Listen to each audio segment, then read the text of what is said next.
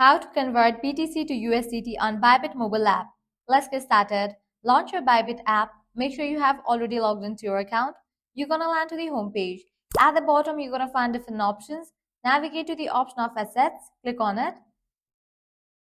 Now over here, you're gonna find different options. Click on the option of convert. Now at the top right, you're gonna see the option of funding account. Click on that drop down and select your account and which balance is located. Now from here, you are able to change BTC to USDT. By default, it has been set to BTC to USDT. In the case you cannot find USDT over here, just click on it. Now from here, you can select USDT. Then click on Done. Now here towards BTC section, type in the balance that you want to convert to USDT. Then click on Quote and continue with the process. This way, your BTC balance will be converted to USDT. So that's a wrap for this video. This way you can easily convert BTC to USDT on Bybit mobile app.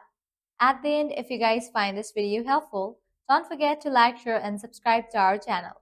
Thanks for watching.